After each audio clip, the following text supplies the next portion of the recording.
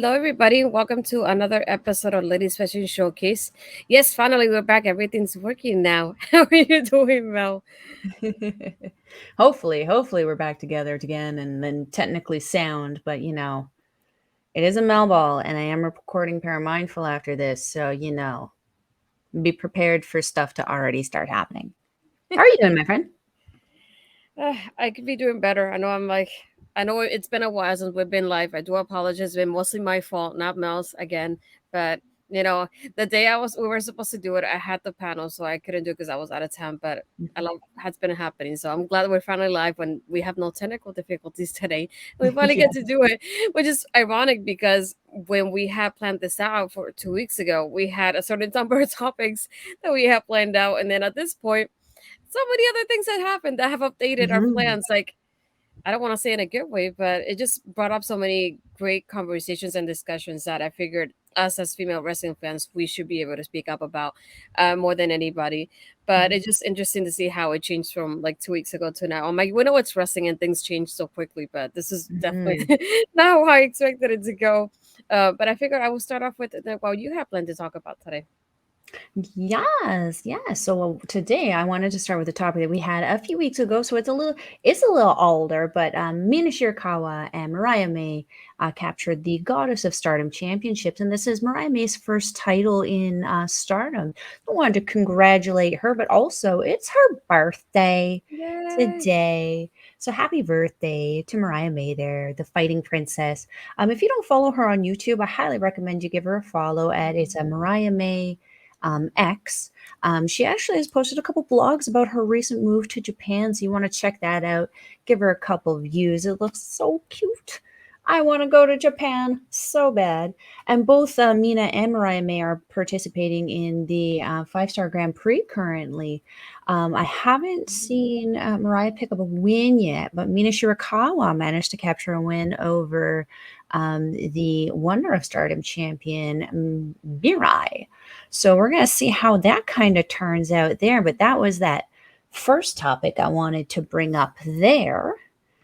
Did you have anything you wanted to say about that, Astrid? Hello, Ed. Yeah, more than anything, happy birthday, Maria. Congratulations. I know, like, she's one of those people, like, I've been seeing her more and more often on my social media with everything she does with Stardom and her TikToks with the girls backstage and everything. I just love her energy more than anything. So, just really happy for her, like, her to be improving so much and just starting off winning up a championship now, too. So, I hope it just keeps going with that momentum she has right now because I love it already.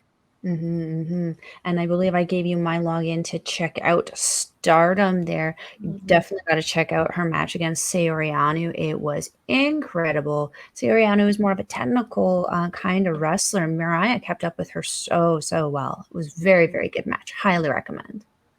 Yeah, I like that how I heard about her every now and then, but now how it's been. I feel like she's such a highlight of Stardom now because every time I just see Mhm. her after the shows happen on my social media, just celebrating with the girls, everything that's happened to them. So it's nice to when you see people like this get that success and just to think this is a starter for her. I'm just very happy. Oh yeah, absolutely. She's a little ray of sunshine there at Stardom. I love seeing her. So much personality, so much charisma. Yeah. I figure we'll move on to something that's happening later on this month, if I'm not mistaken. I hopefully didn't get the wrong date, but I know I making an impact has been on a little hiatus, but I still watch Impact every now and then.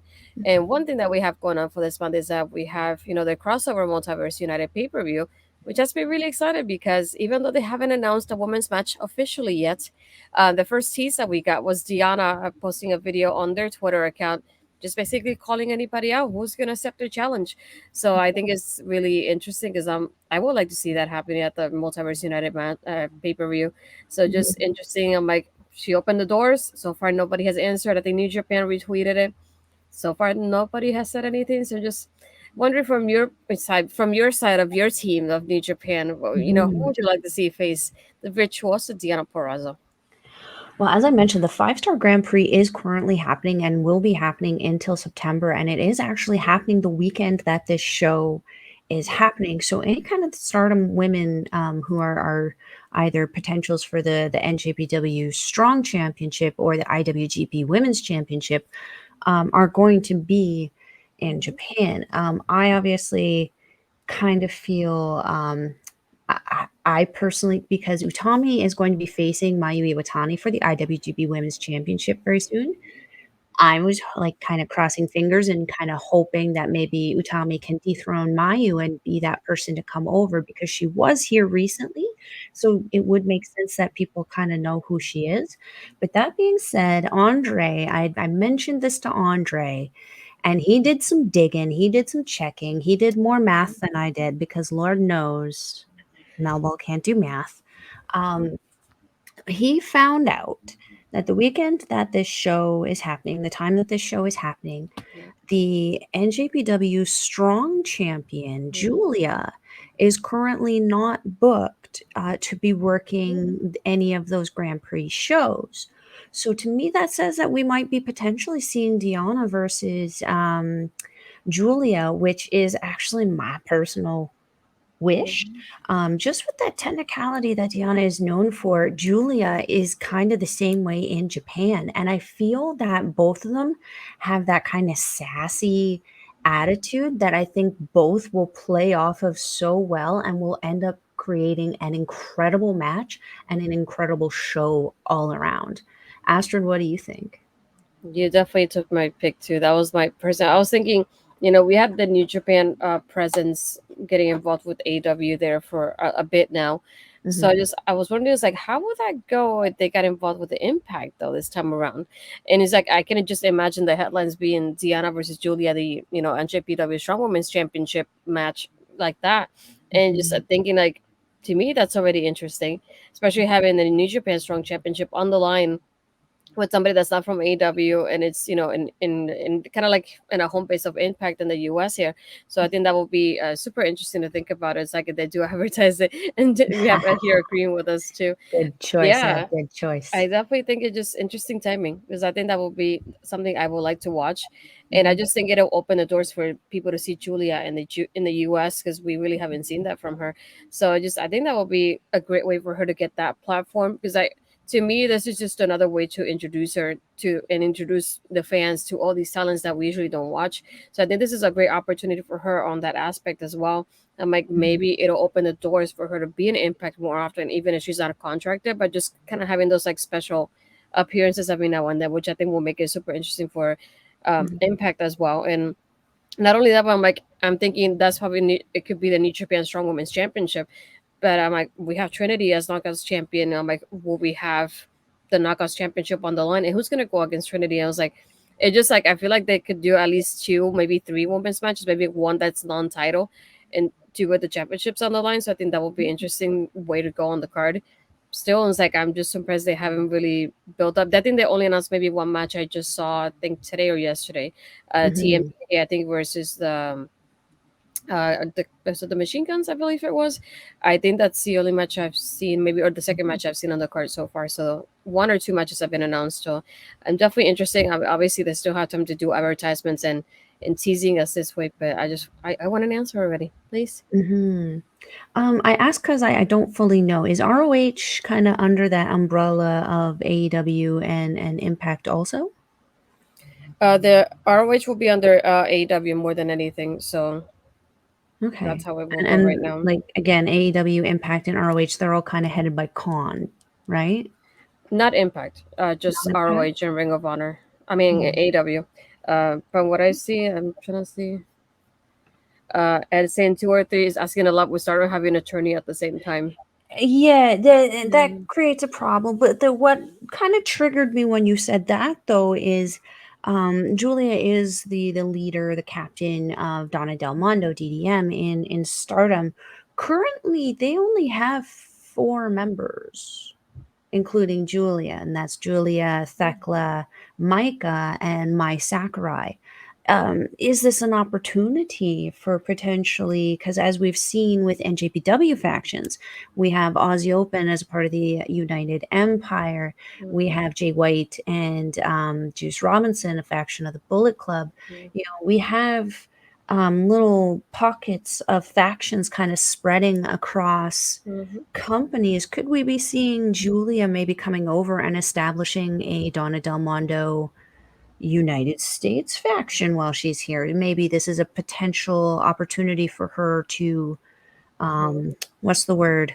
Why am I not thinking of it right now? As you like to say, the excursions. Uh, Scout. Scout. This is Sort a of. potential time for her to scout out new members for Yeah. DDM. And yeah. Yeah. Hmm. That was something I hadn't thought Yeah. about. Now I have to have a conversation with Andre. No, you definitely do. I think I'm gonna see if I upload it correctly. But I found what they have announced so far for the card for multiverse. I'm Okay. hoping I upload it correctly here. There we go. So we got Leo Rush and Trey Oh. Miguel, yeah, versus Takahashi and Mike Bailey. That's one. This is probably gonna be Oh. the main event.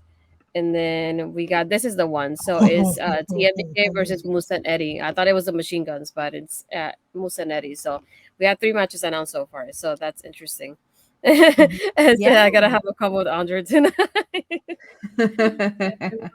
You're not the only one.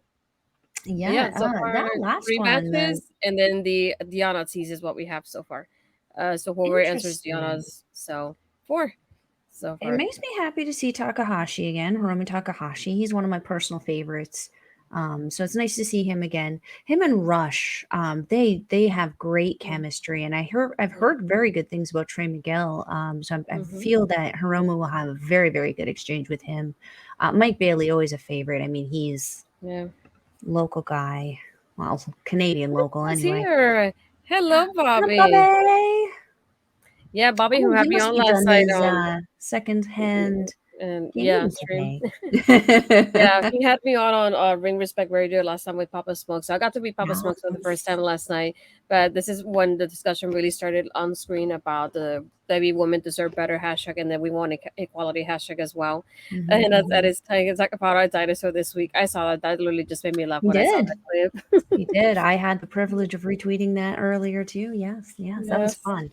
And I mean, more realistic, right? I mean, more believable than the blow up doll, right? It's true.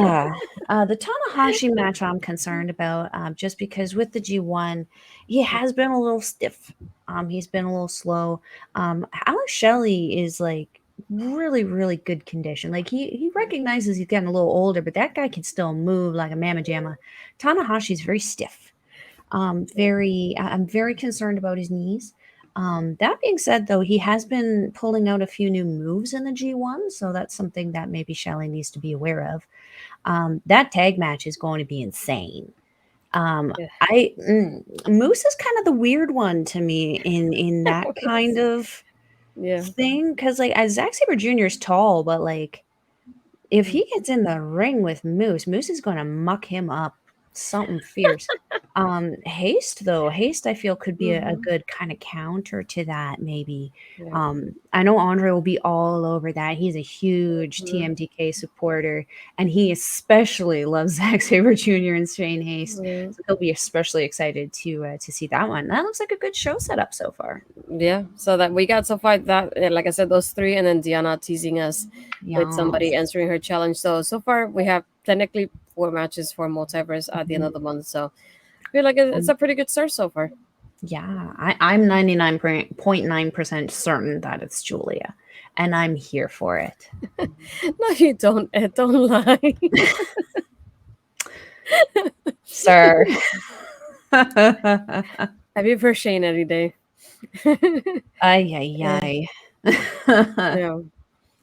But anyway, I'll let you talk Mhm. about the next topic you wanted to discuss as well today. Yes, yes. My happiness and my sadness was in this next little topic. My personal favorite active female wrestler in professional wrestling right now, Utami Hayashishida, just completed her U.S. tour, first U.S. tour coming in for GCW and JCW. She had about three, four opponents if we include the pre-taping on ROH, which is where my sadness came from. If I had known if they had advertised anything and let a Melball and Andre know, we would have probably brought at least a car full or a second car full of people down to go see that show in Calgary. It was 4 hours away. I was 4 hours away of potentially seeing my favorite wrestler live. Tony But Khan, do better. I know you have an advertisement team for this. Come on. Yes. But back to the matches. I always forget the first girl's name. I always know her face though. I believe the name is Janai Kai. Um, Yeah. had a phenomenal striking contest with her. Mhm. Just absolutely insane how Tommy was able to flex her power.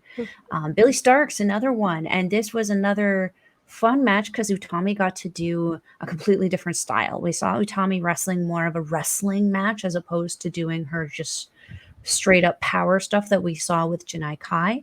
And then the last match that I had the privilege of seeing was against Lufisto.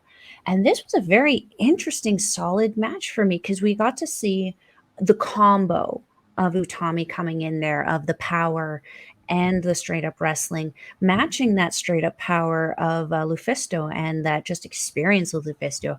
I really, really enjoyed seeing these matches, and I really enjoyed reviewing them with Andre. You can also, cheap plug, Yeah. catch our reviews on Utami's matches on Andre and Melball's Wrestling Talk. We had a nice little special that we did on there where we just praised the heck out of that woman because it was so Mhm. much fun. If you guys can get like a hold of these matches, like follow GCW on YouTube or subscribe to their stuff, get those videos. Like, top notch quality Japanese wrestling for this lady right here. That being said, though, we have to use this to segue into your topic, my friend. So Yeah. take her away. I was like, we're gonna do like WWE. We're gonna have two main events today. Mhm. One of them being the Lufisto interview. Yeah. um, for those that haven't seen it, if you go to Fightful's webpage, they had a interview with Lufisto about her recent comments about AEW. In the said interview, she was clarifying more about what she meant by her tweets in AEW. Um, she meant something along the lines of like, I'm trying to see if they had it here, but I don't think they do. She was talking about like, oh, you're basically supporting like your favorites that kind of don't have like a good attitude, um, and things along those lines. So I thought that was super interesting. So they had the interview first with her, and in the interview, she talks about what her experience was like backstage when she was doing a match for AW Dark at the time. A lot of people were trying to connect the dots for her initial tweet, and they kept thinking, "Oh, she's talking about Brit because it's always Brit." Which I get that understanding of like people are always blaming Brit because she's like, even though she's not the champion, she feels like the face of the women's division because Mhm. she's the one that's been there from the beginning. And I thought it was interesting because she obviously didn't say any names. So then people started going back to Cage Match, the website, and looking up when was the last time Lufisto was on AEW, and they figured out she was in a six-person tag, and Britt Baker wasn't a part of the match. So people were like, oh, so it wasn't Britt though. So it must have been somebody within the match from the AEW side. And people started saying, oh, it's probably not Sky Blue. She's like brand new, so we definitely don't see her kind of going that route. And then that's when the target started going on to Ruby Soho instead because she was the, I would say, like the veteran of the team and the like really person that's really on AW on a weekly basis at this point. Um, so it started out like that, and her tweet read, "It's cute how people blame booking for a bad women's division. Talent with too much power, talent denigrating each other, talent trash talking potential employees so they never get in as soon as they walk in. It starts here." And they call you French Canadian asshole. So she talks about that experiences there as well.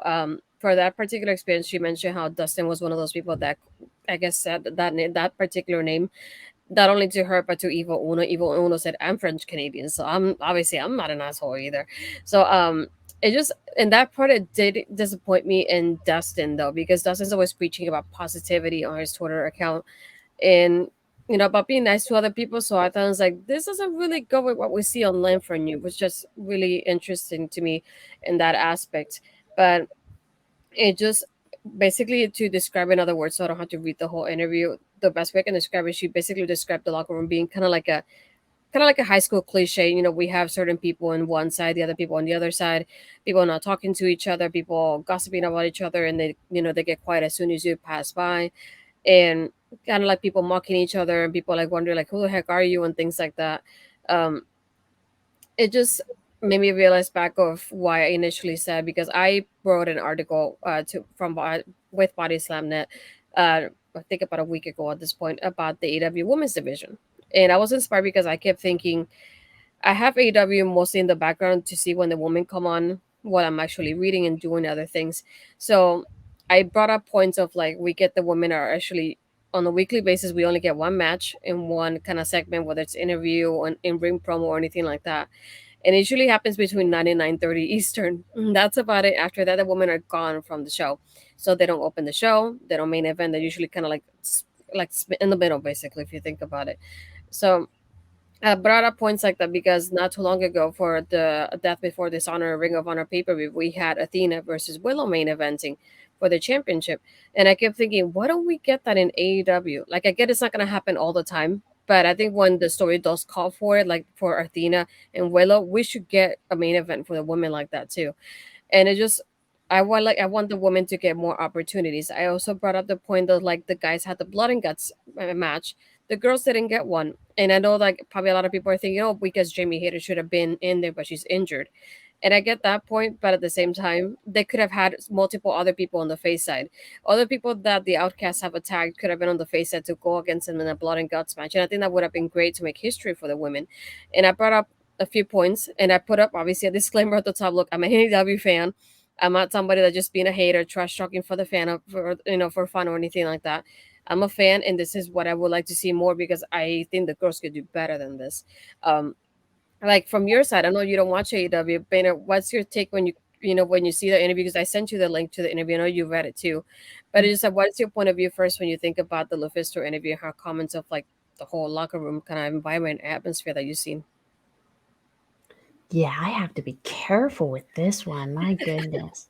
Yeah. Um, as someone who used to date a wrestler, and I was never backstage because, in my personal opinion, if you're a spouse or a significant or something, your place is not backstage. Backstage is where the boys and gals who are working, who are being paid by the company, that's where they belong. Your job as the partner is to be out in the crowd supporting your partner.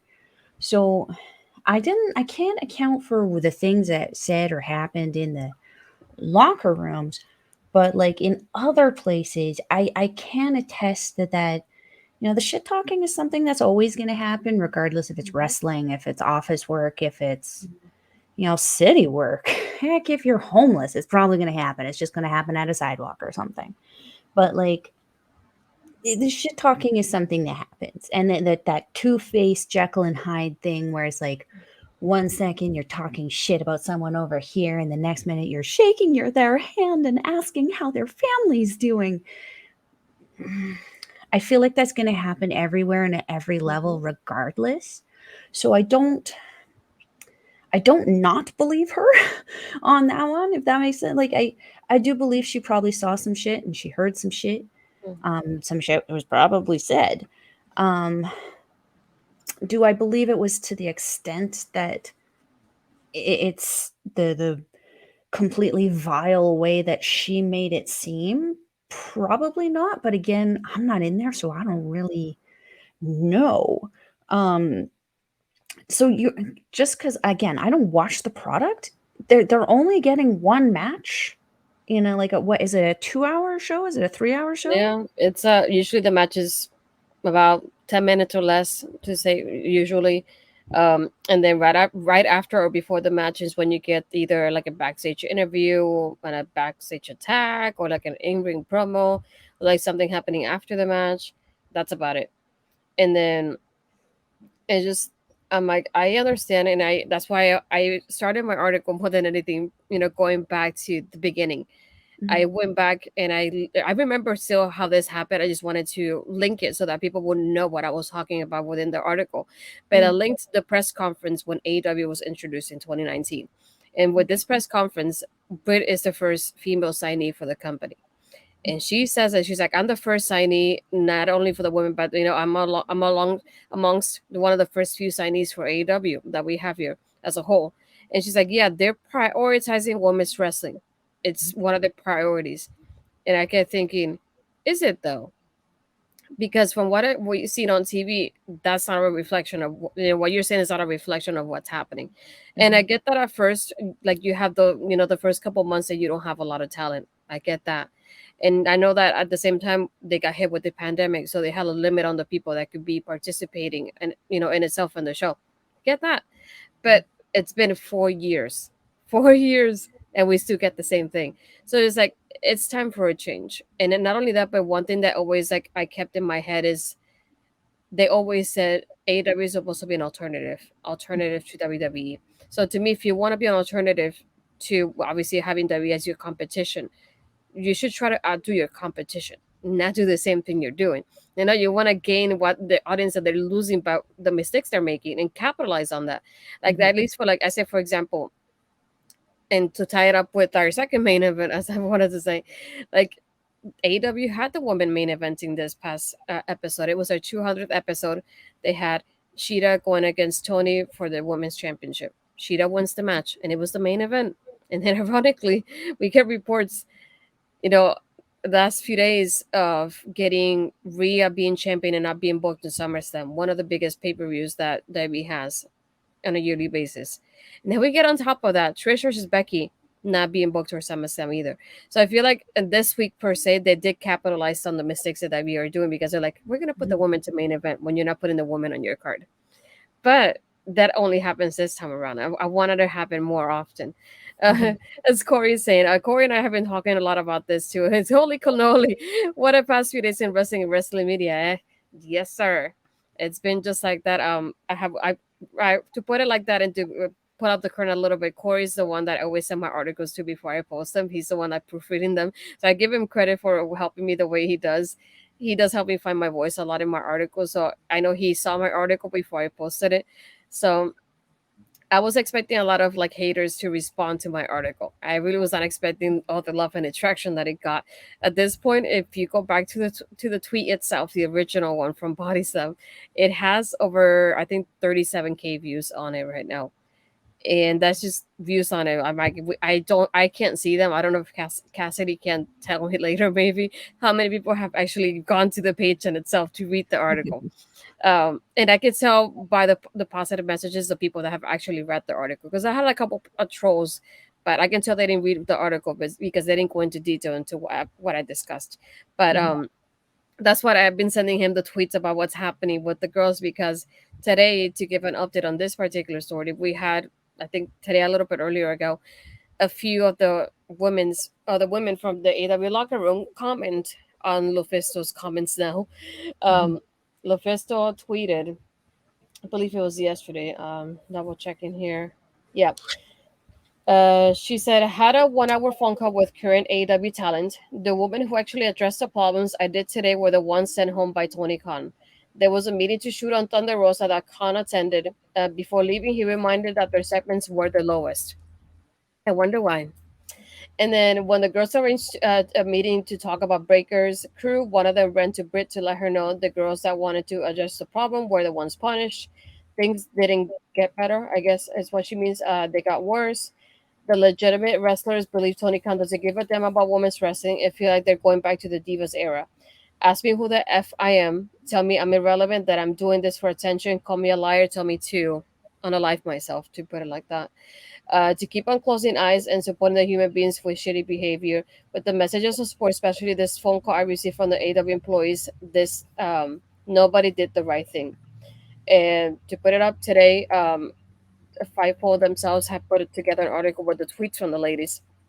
So we have Taya has responded, Ty Mello responded, even MJF himself has responded, Saraya, Nyla Rose, Renee, Madison Ray, Kayla Sparks, who has been in multiple AW shows, I think AW Dark as well, and we have Nicole Matthews too, just mostly supporting Ruby and just putting over Ruby how she is as a sweetheart as well, which is one thing that I also understand from this argument is like not everybody's going to like you. So it's like if I guess I understand from that point of view, it would be like kind of like rubbed off with Lufisto the wrong way. I get that point because that happens like as a whole with human beings, with everybody and anybody. So to me, Mhm. there's nothing surprising about that part. What are your thoughts like overall on like this hot mess at this point? The first word that came to my mind was children, children, children. Come on. We're all adults here. It was a very interesting thing, though, with the who. was tweeting about it. It's obviously the people who are closer to this person.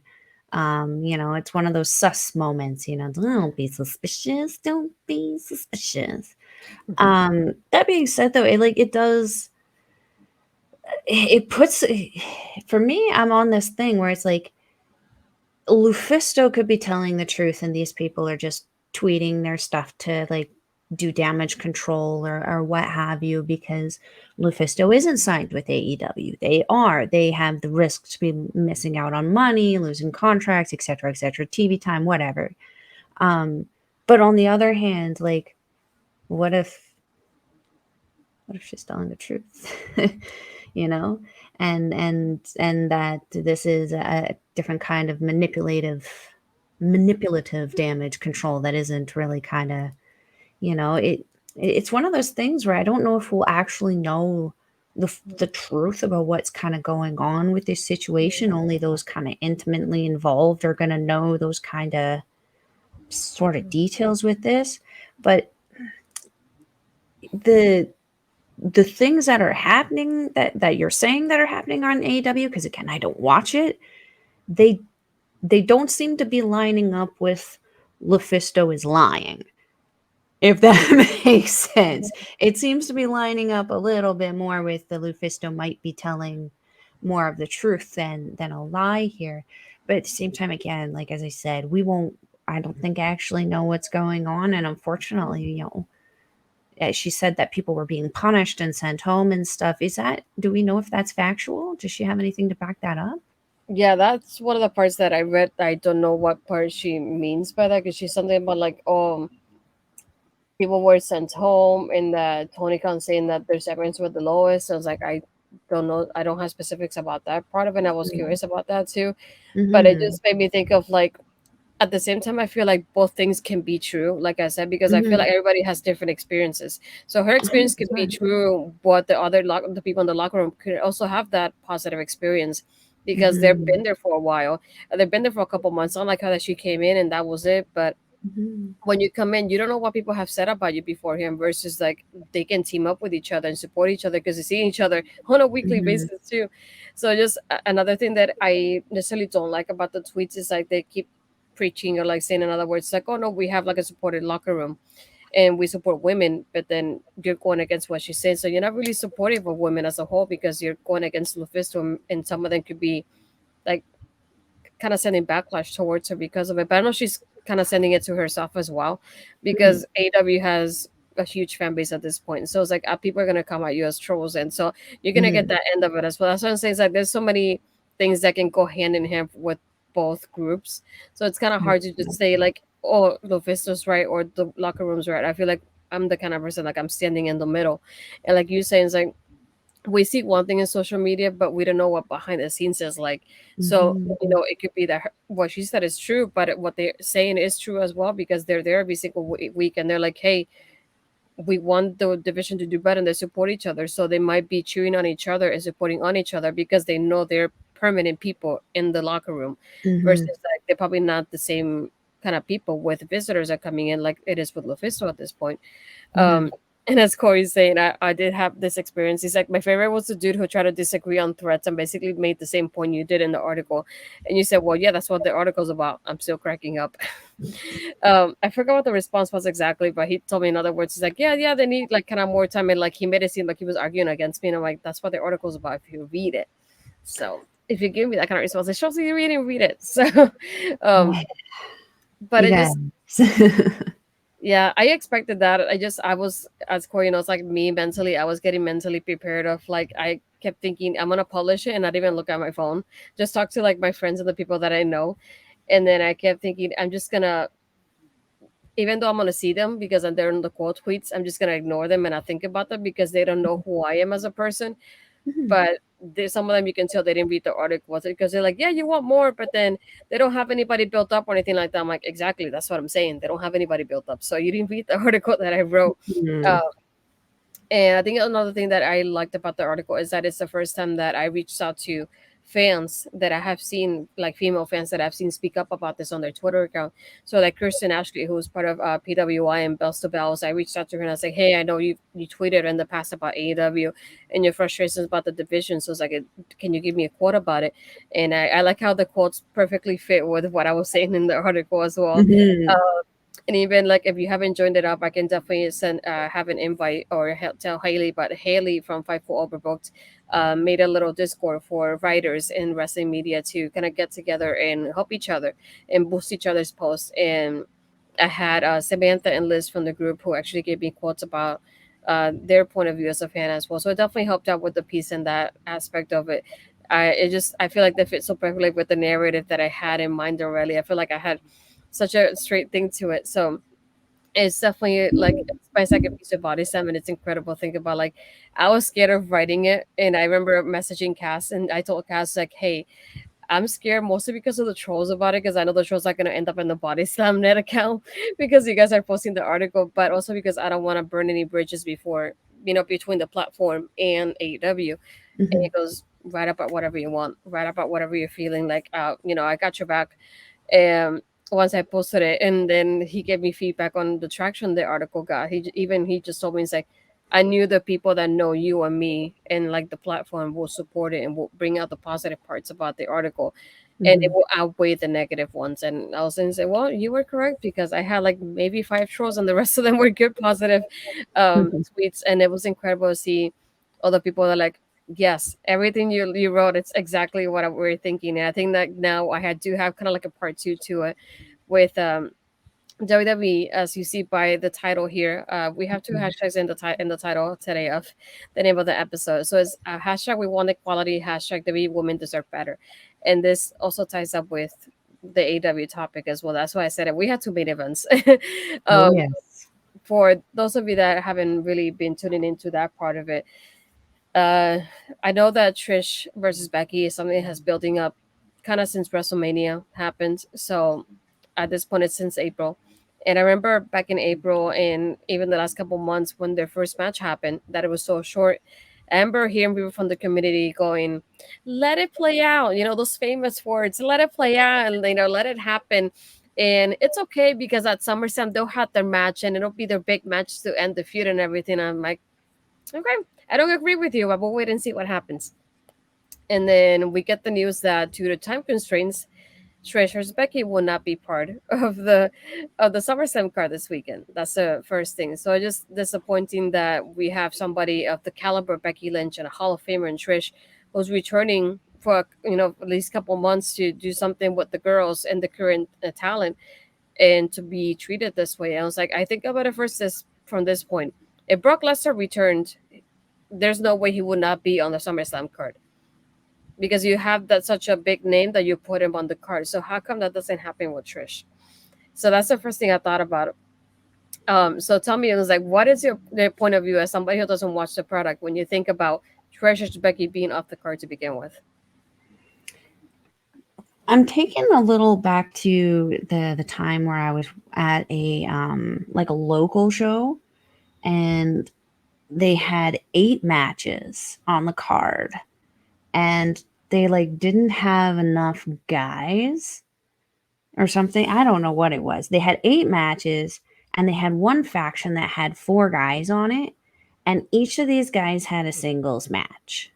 And the entire faction came out with the guy every time. Half of the show was this stupid faction, and they weren't even a good faction. So I bring that up because Yeah. I look how many matches are on SummerSlam? I believe it was eight, but I can double check on that. Let me see. But I think it's about eight. No, is it six matches? We'll say Let me just go on the tentatively website. 8. Yeah, I can just go on it and count while you keep talking, so I don't disrupt you. So tentatively 8, and we have how many official women's matches? Mm, 1, We have 2, two. So we 2. have Oscar versus Becky, Oscar versus Charlotte versus Bianca for the SmackDown Women's Championship, Okay, so and then we triple have threat. Okay. Ronda versus Shayna, an MMA rules match. I know this came out of left field for you, Long story short, Shayna turned on Ronda during their tag match when they lost the women's championships. Oh, I saw these promos. Yes. Yeah, and these promos, I love the video packages though. They're like right on point, detailed, chef's kiss to whoever decided to do them, because it definitely goes back to like Shayna going, you came in and this was built for you because you got the WrestleMania match, but I'm the one that's been like, basically busting her butt like wrestling for a while. You just came in here and they put Hmm. you up to like these kind of big angles and big matches because of your name. And she's like, I got tired of being in your shadow and being in the backseat, and I want to take over that. So this Hmm. is supposed to be Ronda's last match in WWE. Hence why it's Okay. happening with Shayna. This is what they both wanted to happen. So those are the two women's matches on the card. Time constraints my ass. WWE, if you want to like manipulate things around and cut things down, you can cut things down. That's the beauty of you being a multi-million billion dollar fucking thing that you are. Um and Shayna and Ronda, that whole thing started after Trish and Becky, correct? Or before? After. After, yeah. After. Yes. All right. Okay, one more question. Um Back when I was actually playing the WWE game and stuff like that, typically in manager mode or whatever, feuds lasted 2, maybe 3 months at most. Correct? Am I correct about that? Is Yeah, that more or less. template still appropriate in professional wrestling today, or is that just out the window now? It's like a yes and no because they have moments of like, yeah, they do have a few kind of like Trish and Becky who's building up since Mania. So you do have kind of like, they have one match, the heel wins. So they're like, they keep going with that chase of the face wanting that victory. And then that's when people started going, oh, yeah, they have the match at WrestleMania and Becky's going to win. And then Trish is gone. That was Mhm. basically the narrative from the community. Um, so like, and then there's one, so like Becky and Becky, I keep thinking of Becky, Ronda and Shayna, that just basically started like probably like a month and a half ago, maybe 2 months, I would say, perhaps. So just like, it hasn't been going on for that long. Hmm. Hmm. I don't know how many male wrestlers are employed currently at WWE versus the female, but to me that just seems off. If we got 8 matches, only 2 of them are women's. I don't like that. We can do better. We could have 3. We could have 4. There's I'm sure there's certain matches on the male card that we don't need, that aren't SummerSlam worthy and could be on the Raw or SmackDown or whatever. Um, mm, I don't Oh, like I had a that. good guess. It was 8 matches. So we have Romer versus Jey Uso. It's a trial combat for the undisputed WWE Universal Championship. Okay, that Cody one's versus Brock important. Lesnar. That it's non-title. World Heavyweight Championship. Seth versus Balor. That you saw the poster off earlier. And then, Mm-hmm. like I mentioned, Oscar versus Charlotte versus Bianca. SmackDown Okay. Women's Championship. Basically, it's called WWE Women's Championship now. Mm-hmm. Then we have Gunther versus Drew Intercontinental Championship. Okay. Ricochet versus Logan, the MMA rules, Ronda versus Shayna, and then last minute they included the SummerSlam Battle Royal presented by Slim Jim, which is the one that I argued that it could be on the kickoff and they could have had one women's match right there. And the part that bothers 100%. me, the part that bothers me is like, oh, you have two women's matches on the card, and I was like, does it have to be a limit on them? I don't think so. I don't have to be satisfied with two of them. Are they gonna have a giant freaking Slim Jim running around ringside? Because I'm really starting to get sick and I'm afraid tired that of that's these gonna stupid happen. mascot things. And it's another thing. Okay, if you have a SummerSlam Battle Royal for the guys, you couldn't have both on the pre-show, one for the guys, one for the girls, because the girls don't have one.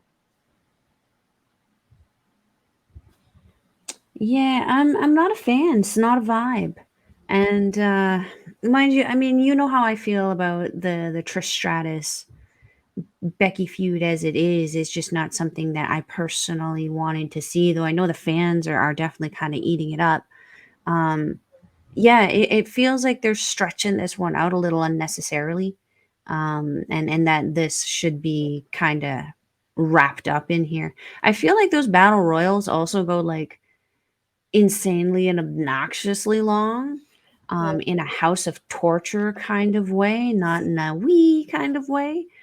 So you could probably split something like that up into two, or even maybe three matches, which I would maybe prefer, or even like two good solid matches and a good promo gimmick part or Yeah. something. Yeah. I don't also like the idea of battle royals or royal rumbles or stuff like that happening later within the show unless it's the Royal Rumble show. Yeah. So yeah, And like I another said. thing is like if you think about it, if it had, for example, if it was advertised like, oh, the winner will get a title shot for this title, I get Mhm. that because it has something to value to it. But I don't know, it's just because it's Slim Jim and that's the that's the advertiser, and it just The I winner know it gets to go. spear the mascot. That would be the only reason I would like that at this But it point. doesn't have like a price to it. You just win it, and I'm like, hey, I want the SummerSlam Battle Royal, which is I'm like, okay. It just Well, then what are you gonna do? Walk around with a bouquet of freaking Slim Jims for the rest of the year? no, like nobody really knows what's up to it. That's another thing too. It's like it's not even clarified. It's like Corey saying they should bring back the pre-show, have the Slim and Jimmy Battle Royal and Ricochet versus Logan Paul on there to make room for Evelyn Stacks. I think the only reason why I get Logan Paul not being on the pre-show would be because he's a big name Sponsors. Yeah. and they want the big name on the big show to get people going. But another thing that made me laugh too is that even Trish, so the Trish versus Becky got changed to the show in Canada. So Trish tweeted, checking to see if I'm even available on the 14th for the Monday Night Raw show. And she goes, and Adam Pierce, Winnipeg is not my home field advantage. I'm from Toronto, you idiot, because that's where the show is happening. And he said, well, she's gonna have the home field advantage because it's there. And she Mm. and but it's just funny seeing that too. And then he responded back to her, Adam Pierce. Let me see. Okay, he said, "You're Canadian, and last I checked, Winnipeg is in Canada, but they'll probably boo you too. Love, idiot." You probably would, yeah. But I find it funny when she says that too, because it goes back to like the Jericho. I'm from Winnipeg, you idiot. But it just when I think about this, it's just so funny when she's like, it's not even my home field advantage because I'm not from there though. And I didn't expect her to tweet that, but it's just so funny to think about. But even like based on their social media, especially from their Instagram, Trish is not happy that she came back to not get that SummerSlam match, and Mm. Becky either. And I have also seen people have noticed the tweets that Rhea has been liking. So going to like Rhea's Twitter account because she's a champion on Raw right now, Mhm. and she doesn't have a championship match. A lot of people, and another thing that bothers me is it's like she is in a faction, and the focus is more on her being a faction than being a champion. Mhm. Because whenever she has somebody that could be an opponent, she like injures them and they don't get to challenge her. And I Mhm. feel like this could have been Raquel's spot with her, and they could have had that match, but then they injured her on Raw, so she doesn't get to have the match. So first thing is, there was an article here from okay. So it's tweeted from the W Public Relations Twitter account, and it goes, check out Incel's article where W Women's World Champion Rhea Ripley gives fans a rare behind the scenes look at her SummerSlam glam. Rhea retweets it and goes, SummerSlam media appearance look for reasons we all know of because she's not going to be in SummerSlam. But they advertised it this way. And even today, she posted a selfie and she goes, ready for some media because she's not part of SummerSlam. And she has been And I'm just liking, gonna flat out say that that picture was not media appropriate because she was not wearing pants. oh, you noticed that, huh? Yeah. Yeah, I did. You know who I also noticed is not wearing pants? Ew. Or who is wearing pants and shouldn't be. Of Continue. course you noticed.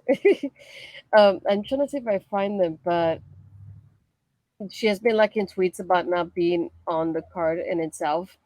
And Mm. then somebody had posted a graphic saying, we have Somerset with no Trish, no Becky, no Rhea.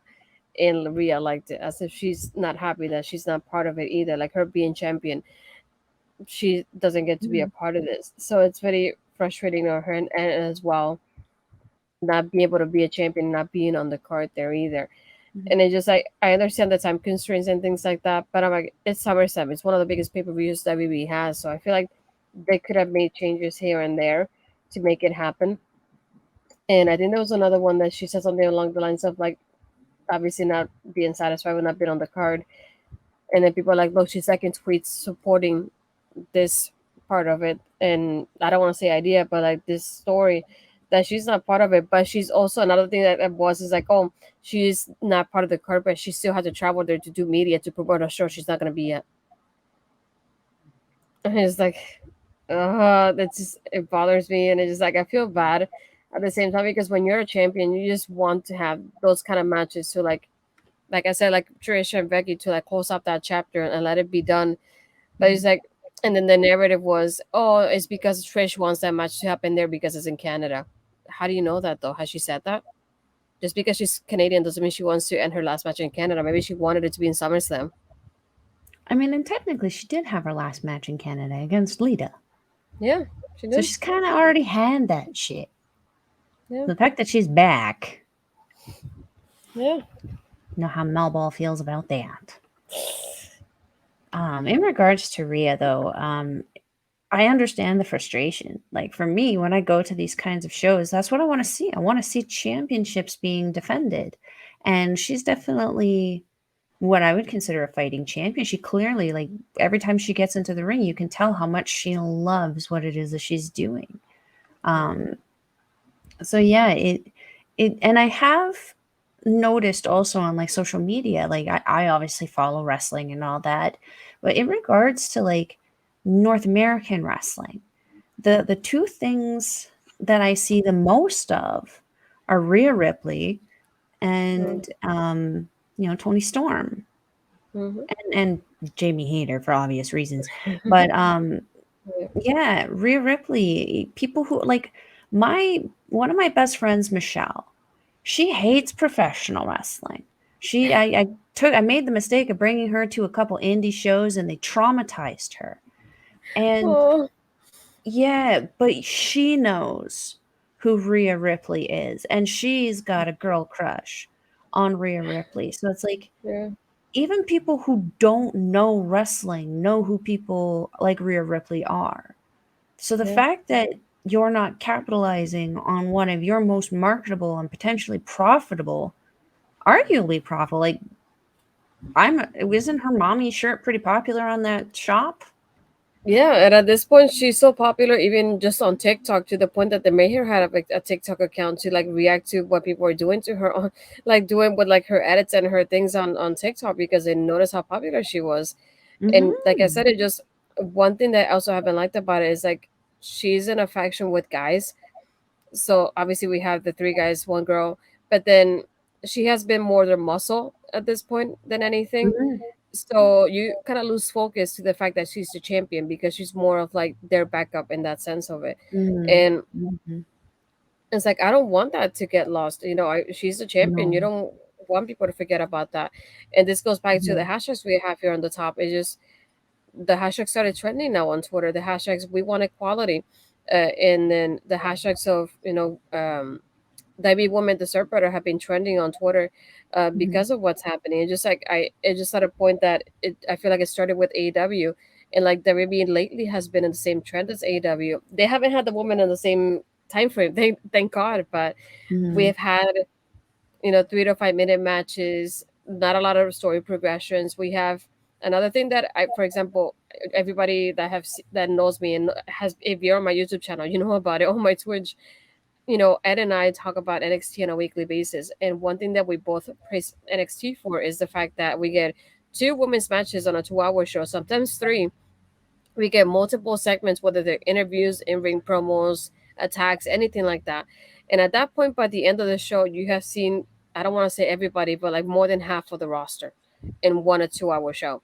And we also have people like Impact, who I know Impact has their weeks here and there, but Impact showcases at least two women's matches per night in multiple segments. They just don't do it on a certain time frame. They do it throughout the show. The women open, the women close, the women are in the middle.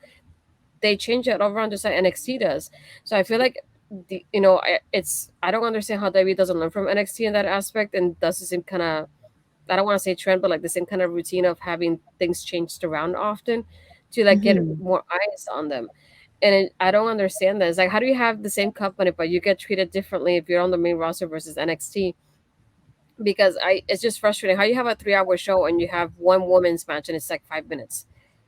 And I know it's not going to be entirely equal because there's more guys on the roster than girls, but you want more than that time that we're actually getting right now. And what I don't like is like it's kind of going over to what AW is doing at this point, and I really don't like Hmm. that. I asked because again, I haven't heard about it and I don't know. Is Hunter still doing the production on the pay-per-views and Raw, or are we seeing this stuff because things are starting to smell like old man and dementia again? Well, the old man had to get some kind of surgery recently, so apparently he's apparently Godspeed. resting, and so it's supposed to be Triple H mostly in charge of creative, and I don't know who else, but at this point, Because like based I on don't what you're like it. saying, it doesn't sound Triple H-y anymore. It sounds Mhm. Vincey. Yep, I felt the same way. But I don't know who's there behind the scenes at this point. I can tell it's not somebody like Shawn Michaels who's taking care of his girls in NXT right now. Hmm. So uh, I really don't know what's going on at that end of it. And it's just so Hmm. frustrating because I said it. I started saying it on Taking Over on Tuesday. We have one step forward and three steps back. You know, we had the women main eventing and the women having this like history making moments when we had the four horsewomen on the main roster and like Hmm. having the first women's rumble and the first women's this and that. And I feel like it just fell now out of the all of a sudden. And it's like, for example, we had another thing. We had Chelsea Green and Sonia winning the women's championships, and that was a great moment. Don't get me wrong, I love having them win, but they have nobody really built up to challenge them right now. And I Wait, think they're like champions? the other champions right now, they Oh, won. see, I didn't even know. I think it was this Monday that they won them, if I'm not mistaken. I know my days are kind I of off follow lately, so WWE and WWE and NXT, and I didn't even know that. Huh. yeah. Gotta recheck that. So that's what I think about it. It's like another thing that they don't have people really build up to challenge them, which is another thing with the continuity of the story. It's like there's no stories making Mhm. progression there. And I feel like we could have used a women's tag team match on the pre-show. I get that it's not going to be on the main card, but I think that would have been an interesting one to see on the pre-show as well. But Mm, that's what bothers me about it is like the potential that we could have had two, maybe three women's matches on one card, mm, and we're getting two. And it just like to me, it shouldn't be a quota for you to fill. It should be like the story counts for it. Let's make it happen and just make it mhm, happen. And it doesn't mean like, hey, we have one women's match and that's fine. That's it. No, there mhm. shouldn't have to be a limit on it to me. And I also wanted to share these. And if you haven't yet, I can share them on Twitter and any other like social media platform. You follow me. But these are the graphics that have been being used now for the kind of like we say like campaign of like the we want equality, and then we want the every woman deserve better campaign with the women to promote and to highlight that we want more for them versus what they're getting right now. We had so many women that haven't been part of the show in weeks now, and sometimes we see them one week and not the other one, and it's a 3 hour show, so I think they could do better at balancing that sort of thing Mhm. and portray more the women on a weekly basis. But yeah, we had like even people like Chelsea, Sonia. And I'm like, Isla, Isla and Alba. They just lost the women's tag team championships, and they haven't been seen on TV ever since. And just like, What? yeah. So how do you have those women on the roster? Call them up and then don't Didn't they use them. just form them on NXT? Yeah, they had them on NXT for like what, a month or two. Man, that curse. I don't know what it is about that NXT curse, but man, we got to get that ish figured out and break it because, like, we've been Yeah, losing a lot of great, talented wrestlers to that NXT curse. Come yeah, on now. Like, you gained a great amount of them, but, yeah, like, mm, yeah. fix it. But yeah, even you, like as we like to say, you as an outsider because you don't watch the shows, but Mm, it's nice to see also your point of view on the sort of thing when you think about like it's frustrating and exhausting to be asking for something that we asked for years ago when mm. we had the hashtag that we give us a chance. That was when the Bella twins were there, and The Paige was sort of revolution there still. happened. Yeah, and then we had the revolution, and that's what they called up the four horsewomen because they wanted to give us that change. And I feel Mm-hmm. like for a while they had a good pacing with what was happening. We had moments with, you know, so many moments with the four horsewomen having the first like Hell in a Cell, first, the tag team championships now, first elimination chamber, first rumble, and first for so many. And it just like I feel like they were going on a good steady pace there, and all of a sudden we just went, and I don't know what happened. I really don't. It's like you have the talent there. That's another thing that's frustrating. It's like if I would understand it if you didn't have the talent there and you had like five girls on your show, but you have so many women and you have called up so many during the draft as well, that it just like if it was me, I'd rather be in NXT and at least get on the show on a weekly basis than be in the main roster right now. Mm-hmm. And it's just frustrating as a fan to see the women getting called up, not getting used, or like I said, it's like you see them for like there's weeks that you don't see them. When I feel like there could be more rotation of like we see them one week and not the other one, and you can at least see them almost on a weekly basis, like close enough to it. Mm-hmm. And like I said, Mm-hmm. I know it's not going to be exactly equal to guys because we have a 3 hour show, and then there's going to be more guys than girls on the roster, but I feel like they could benefit from having at least two women's matches on different time frames, not put them Mm-hmm. in a row, have them last at least 10 to 15 minutes. Like that's something that we want to happen.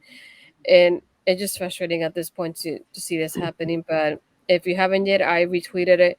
So you can definitely use these graphics because we definitely want to keep raising awareness to this um, going on. Oh, as we have here, it's random Rick reviews RRR. And yeah, what are they doing with Indie Hartwell? Yeah, she's one of them that she got called up. She was in the number one contenders match with Candice LeRae. They teamed up. They lost pretty quickly, and then we haven't seen them ever since. It's So that curse, that NXT curse. I don't get it. Um, Something that I also kind of like that NJPW does is they do kind of like different tours. So like there's going to be certain tours right now. We're not seeing any of the juniors because the juniors just had their tour, so we didn't see any of the heavyweights really during that one. It gives the wrestlers time to do this thing called resting, recuperating injuries, which some of them probably don't do. You can see some of them still come back with tape and stuff because they decided to go train or something instead or whatever. But it gives them a couple weeks of downtime to Yeah, do stuff that they want to do. It would be nice to kind of see the WWE do something like that. Like have a, this kind of like tour a and you're going season. to see this set of wrestlers while this set of wrestlers are doing a different thing. And Mm-hmm. like, then they switch it up, or maybe someone's good to work a good couple of months and they can work the couple of months and then they take a couple weeks off. Like there's no reason why they can't do something like that. Don't understand why the tour dates and stuff and traveling and stuff are the way they are. Hope maybe they're getting better. I don't know. Maybe I'm seeing less complaining about it. Either that or people are just getting more conditioned to it. I don't know. We'll see how Yeah. it goes in the future. Yeah, it's just at this point is just frustrating to see things that should have been happening at this point. Is that we had that happen so many years ago. We trended the hashtag, give divas a chance, and then it made some drastic changes Hmm. in the women's division there. But it's like I said, right now you do have the talent, you have the people that that could be doing so much more than what they're doing, and it's Smells just like dementia. not working out. It really is not. So just um, Smells like dementia. fortunately. Barry, we have Barry here. They could easily Yay. have a Raw 2 weeks followed by a two SmackDown 2 weeks and a quiet month. It's like I feel like they could have some kind of rotation to it. Mhm. Random here. Biggest crime I saw past few years when they buried Ember Moon. That's another one. And look at Athena Another now. NXT Another, curse. yeah. I was like, I know there's moments of like they find their place, and I feel like right now she's found her place as a Ring of Honor Women's Champion, and I love that she's getting highlighted so often there on a weekly Hmm. basis. And she got the main event with Willow. That was amazing to watch, and I'm glad she's getting that kind of thing. Like you said, she's killing it right now, and yeah, she is. It just you see her there on a weekly basis. I think she's becoming such a foundation, such a staple of Ring of Honor. Hmm. Um, and I feel like I would have liked it that happen in the main roster when she got called up, but at the same time, I see it also as a blessing in disguise because she Hmm. has a good moment there in Ring of Honor right now, and she's Hmm. doing great, and she's had so many opponents. She's winning the championship. At this point, I lost count on how many times she has defended the championship, whether it's like Ring of Honor Yeah. or like a pay per view. But I like to hear. she's doing better now, and she's one of the few women in AEW / Ring of Honor that I see getting kind of built up very often. That you see very often. She's really consistent with being on TV there, so that's Hmm. something I would like to see. The one thing though that I also have realized with her, even though I like having her in Ring of Honor, I noticed that the Ring of Honor champions are more in AEW TV. And she's, I think, the only one that I have not seen in AEW TV. She's more often in Ring of Honor. Oh, Um, as you hmm. say, in my opinion, Athena is one of the best in ring talents, men or women. Yeah, I feel like she definitely showed it up. And her and Willow, like their match at Death Before Dishonor. If you haven't watched it, do check it out. There was a main event, so if you want to just skip the rest of it, just watch the main event. I get it. But there's a main event, and I think like not only them showcasing themselves, but what I liked about it one of the things like they paid so many tributes to people that were in Ring of Honor beforehand, to women by doing certain moves in the pay per view in itself, and just like it was a moment of giving a little bit of history and that nostalgia in a positive way, by also showcasing themselves in this match as well. So I really love what they did here in this match. It's one of those that I'm hoping I can watch it again. I definitely got Honor Club now, so I can go back and kind of check what I missed out on the last couple weeks. I was there for the first Ring of Honor tapings in Orlando recently, but after that, kind of fallen off of it. I watch too much wrestling, so sometimes I don't have time for everything. But I'm glad I got on a club that I can kind of go back and watch that part of it. Perfect. But yeah, did you have any other thoughts you wanted to do before we close out on this now at this point? No, I think I got it all out. It was that this is what I like about having this show. It just like it feels like a venting session. It's like we talk to It each really other like does. this. Like this is how we do even just us off screen, like whether it's video chatting or by text. This is how we talk to each Yeah. other all the time on a daily basis. So this is just like a one-on-one conversation. So it's um it's nice to be able to do it on screen and talk about topics and people that we like to talk about there too as well. Mhm. I'm trying to see who I can raid. Well, I have somebody here that will be an interesting raid, so let's see how this goes. Here we go. Interesting, right? I'm scared. I'm just trying to get off the ads real quick so I can make sure I can hear the person before I go over there. Um, but no, thank you for stopping by here. If you want to go back after we're done and go back and check out the beginning of the discussion, that would be cool too.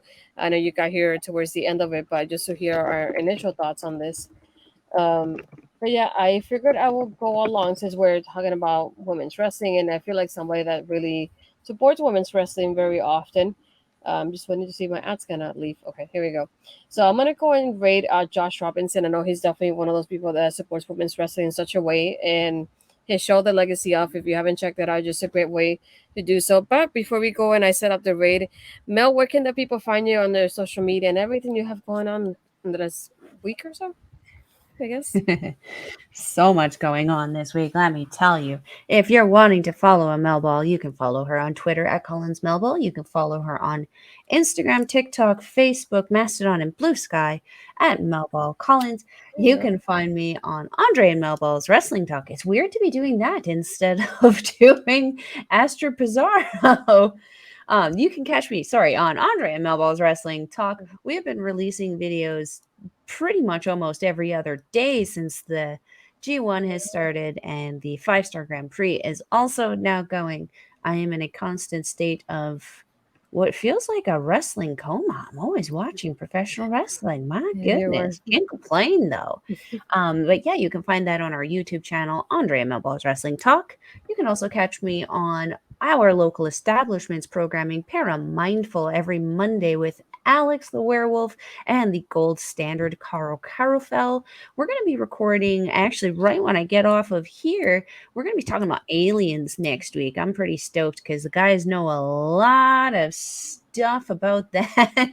Yes, we're hoping they want us to live long and prosper because the alternative is probably not so great. But yeah, you want to catch that every Monday at 5 p.m. Mountain Time. And I think that's um, it. Yeah, that's it let's for see. me. Barry asking, which is the best Twitter alternative? I think the one I like the most so far has been Blue Sky, to be I honest. yeah. Yeah, and Threads will be my second one, at least for now. For me, you can find me again on Tuesdays doing Taking Over with Ed. We discuss at NXT. If you haven't yet, you can go back to our local establishments, because yesterday I was part of Respect Radio with Papa Smokes and Bobby Munson. We started doing our chat about the hashtags that we have above us and talk about women's wrestling there and highlighting it. So it was a great discussion that we had. If you haven't checked that out, you can go back to my Twitter, which is Astrid Pizarro. And that's where I have linked to my article that I did with Body Slam Net as well. If I can find my ticker here, maybe that one. There you go. Twitter and Blue Sky, Astrid Pizarro. My Instagram and Threads is Astrid Pizarro 20. And if you haven't gone back, you can definitely go back to my YouTube. On my YouTube, I do have my wrestling media video that I did highlighting what I've done for my second anniversary of wrestling media, taking over past episodes that we done in Ladies Fashion Showcase. If you like today's episode, you can go back and watch the previous ones as well as my series Astrid Asks. I do have anything going on. I'm gonna be uploading some vlogs every now and then on my channel. One of them is gonna be a little bit of the Florida SuperCon, and another one's gonna be like, I guess, behind the scenes into what it's like when I do my writing. I was in the process of writing my NXT review on my Body Slam Net article when I did it, so I'm just giving a little behind the scenes towards that. So if you haven't checked it out, go to my channel and go subscribe if you haven't yet.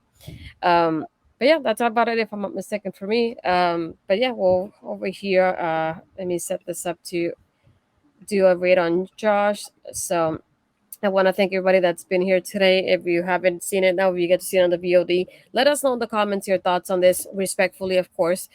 Uh, I don't want anybody to discredit us as women because of our opinions. I know men will comment on it, but let us know what you thought about it. Let us know what you think about the situation that's still unfolding at this point.